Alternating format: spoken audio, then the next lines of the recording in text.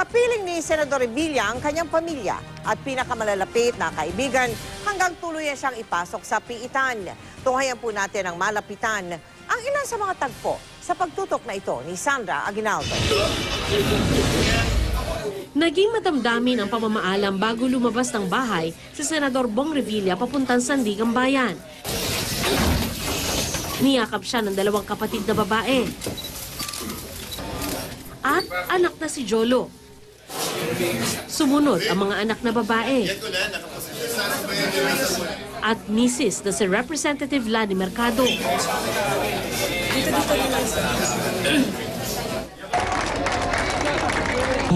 Sa bakuran ng Revilla Mansion, maagang nagtipon ang kanyang mga taga-suporta. Pinagdasal siya bago pumunta ng Sandigan Bayan. And let's pray. Maaaring maikulong nila si Bong Revilla. Ngunit hindi nila maikulong ang pagmamahal ko sa inyong lahat. Naging emosyonal ang ilang taga-suporta.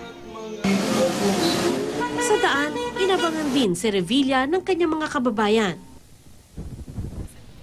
Ikinatuwa naman ito ng senador, maging ng kanyang mga anak at apo na kasama niya sa sasakyan.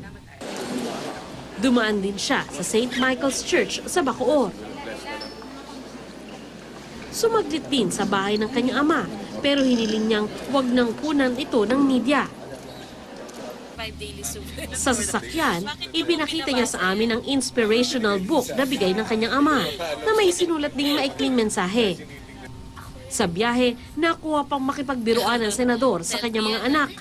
Nakipag-selfie pa ang ilang miyembro ng pamilya sa kanilang papa. Pero nang malapit na sa Sandigan Bayan, O si motorcycle rider. Bago na kaunti yung mood nila.